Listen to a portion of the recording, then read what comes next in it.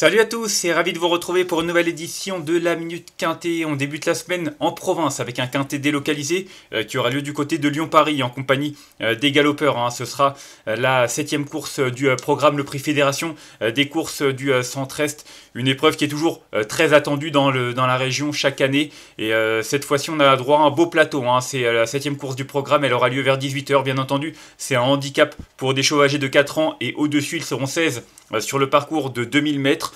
Voilà pour les conditions de course, pas mal de concurrents qui font le déplacement, des jockeys, des entraîneurs.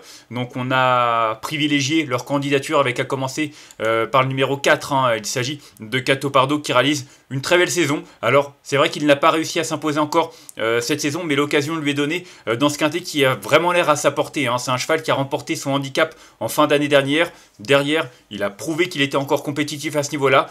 Ses 4 dernières sorties dans des gros handicaps, même si le dernier c'était pas handicap quintet parce que c'était le jour du prix du Jockey Club, sont excellentes. Il s'est placé à chaque fois, tout le temps dans les 5 premiers. Il a prouvé d'ailleurs à Longchamp qu'il pouvait remporter une autre épreuve. Donc pour moi, le fait de venir en province sans faire offense à qui que ce soit, ça rend un engagement plus favorable. Je pense qu'il y a des adversaires un peu moins coriaces et peut-être à sa portée. C'est pour ça que je le pense capable de s'imposer, d'autant qu'il sera associé à Christophe Soumillon qui effectue également le déplacement.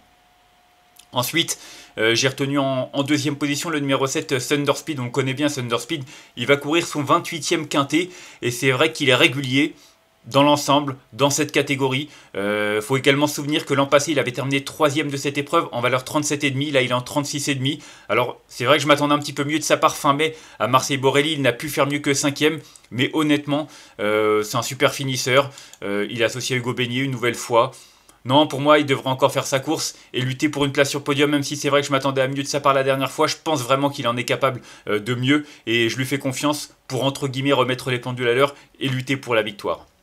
Ensuite, j'ai retenu en 3e position le 10, Linfa Sommer, qui pour le coup a bien couru, elle en dernier lieu. D'ailleurs, ses dernières sorties sont excellentes. Elle a encore un petit peu de marge. Je pensais pas qu'elle en avait autant, mais en terminant 2e du quintet de Marseille devant Thunder Speed, elle a montré qu'elle en avait suffisamment pour jouer les premiers rôles. Peut-être même que le retour sur 2000 mètres lui a plu. En tout cas, c'est une nouvelle fois cette distance qu'elle va aborder. Et pour moi, au vu de ses dernières tentatives et surtout la dernière, c'est logique de lui faire confiance, d'autant qu'elle est associée à Alexis Pouchin et qu'elle a tiré un très bon numéro dans les stalles de départ.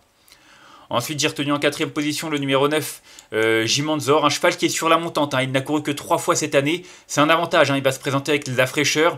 Il a montré lui aussi qu'il était capable de bien faire dans cette catégorie en 35,5. D'ailleurs, l'avant-dernière fois, il avait terminé 3e d'un quintet derrière Cato Pardo, battu de 3 quarts de longueur.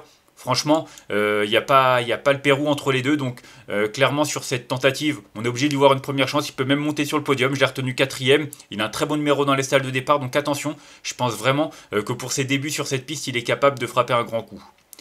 Ensuite, j'ai retenu en 5e position le numéro 8, Modern Light. Après, je me suis orienté vers les 2 pensionnaires de Gérald de Mossé. Le premier est monté par Christiane Demuro, qui est en grande forme actuellement, Modern Light. C'est vrai que on l'a un petit peu chuchoté ces dernières semaines.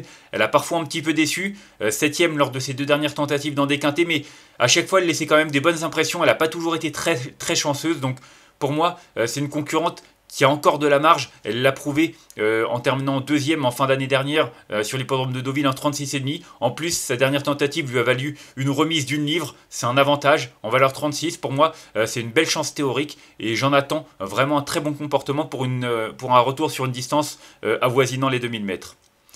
Ensuite, j'ai retenu Dourian, le numéro 6, en 6e position. Je l'aurais même retenu dans les 3 premiers s'il avait été un peu plus rassurant lors de ses dernières tentatives dans les handicaps. C'est vrai que on s'attendait à le voir vraiment bien faire l'avant-dernière fois. C'était le 17 avril à Longchamp. Il n'a pu faire mieux que 14e alors qu'il était très joué. Il était en forme, il l'a prouvé qu'il était en forme, que ce soit là, il y a 3 courses de cela, ou même la dernière fois, lors de son retour dans des courses à condition. Ça, il n'y a rien à dire, mais c'est vrai que en valeur 38, il a déçu. Alors, on l'a vu tenter sa chance dans des quintets. Il a même gagné un quintet en valeur 36 il y a un moment de cela. Il est redescendu en 37. En théorie, il doit être compétitif. J'ai envie de croire que sa dernière tentative dans le quintet du 17 avril est trop mauvaise pour être exacte et qu'il est capable de bien mieux. Il est associé à Michael Barzalona. Donc voilà, je lui accorde une autre chance. Maintenant, le fait qu'il m'ait un petit peu déçu dans cette catégorie fait que je le retiens un peu loin. Mais s'il venait à montrer son vrai visage, le voir sur le podium serait même très logique. Ensuite, j'ai retenu en 7ème position l'As Motion ou Motion au choix. En tout cas, il vient de remporter son quintet. Il lui aussi, hein, c'est un cheval qui a été acquis à réclamer, qui avait montré des moyens. Maintenant, je ne le pensais pas forcément capable de remporter une telle épreuve, hein. Je le pensais compétitif et il l'avait prouvé notamment à Angers. Maintenant, en valeur de 40,5, faut voir ce que ça va donner. Il porte 60 kg, ça change un peu la donne. Il vient de s'imposer avec la manière du côté de Longchamp, en battant quand même un lot qui tenait la route, hein. Il portait que 55,5 kg, mine de rien. Il a battu Game Stars, qui portait 62 kg. Maintenant, voilà, faut voir ce que ça va donner avec la pénalisation au poids. Il faut une nouvelle fois noter que son partenaire fait le déplacement uniquement pour lui. Son entraîneur, je suppose aussi. Enfin voilà, je pense que le tandem ne vient qu'avec lui. Ouais, c'est exactement ça. Il ne vient qu'avec lui. Donc, en théorie, c'est qu'il le pense encore capable de bien faire dans cette catégorie. À lui de le prouver en piste, mais moi je le vois plutôt pour une place. Et enfin en 8ème position, j'ai retenu le 14 Treatwood qui m'a beaucoup déçu, hein, dans un récent quintet du côté de Saint-Cloud. Cette tentative, elle est trop mauvaise pour être exact une nouvelle fois. C'est vrai qu'il a fini 10ème. Ça lui a valu 1 kg de remise. Franchement, c'est avantageux, hein, de se retrouver à cette valeur. C'est un cheval qui a non seulement fait ses preuves sur cette piste, mais également dans cette catégorie. Je me souviens en début de printemps qu'il avait terminé 5ème d'un quintet en valeur 33,5 à Saint-Cloud sur cette distance. Peut-être que dernièrement la distance était un petit peu longue. Honnêtement, ça peut être un bon coup de poker de le retenir, parce qu'il revient sur une distance qui sera peut-être un peu plus à son avantage, sur une piste qui sera également plus dans ses corps. Donc je pense qu'en bas de tableau, c'est un outsider qui tient la route et qui est très séduisant. Et enfin, en cas de non partant, j'ai retenu le 3 Cléodore, bien connu aussi dans la région, hein. Il vient de terminer d'ailleurs 3ème sur ce parcours dans une course à condition. Il revient dans les quintets. C'est vrai que sa dernière sortie, c'était une 7ème place dans le quintet référence de Marseille Borelli derrière Thunderspeed ou encore l'Infa Sommer. Avec une livre en moins, je pense qu'il est capable de faire mieux. Il portait 59,5 kg, là il en porte que 58, étant donné les conditions un petit peu différentes, mais il est bien placé dans les stades de départ, donc attention, je pense vraiment que lui aussi il faut s'en méfier.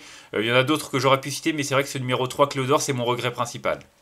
On va faire un petit récapitulatif de ma sélection avec le numéro 4 que j'ai retenu devant le 7, le 10, le 9, le 8, le 6, l'As et le numéro 14. Et en cas de non partant, le numéro 3. En conseil de jeu, c'est vrai que pour moi le 4 Gâteau Pardo et le 7 Thunderspeed, ce sont deux bases intégrales. Le 10, l'Infa Sommer aussi finalement, elle est en grande forme, elle vient de le prouver en terminant 2ème d'un quintet à Marseille. Donc c'est vrai qu'avant le coup, c'est une course qui est bien entendu ouverte comme tous les handicaps, mais dans laquelle on a quand même des bases qui semblent a priori assez solides au papier. On va se quitter là-dessus, mais en tout cas je vous remercie d'avoir suivi cette nouvelle édition de la Minute Quintet. Si vous avez aimé cette vidéo, n'hésitez pas à la liker, à la partager ou encore à vous abonner à notre chaîne YouTube en cochant la petite cloche pour être au courant des prochaines vidéos. On se retrouvera demain pour une nouvelle édition, ce sera du côté de Chantilly en compagnie des sprinters. D'ici là, je vous souhaite une excellente journée et de bons jets à tous. Bye bye.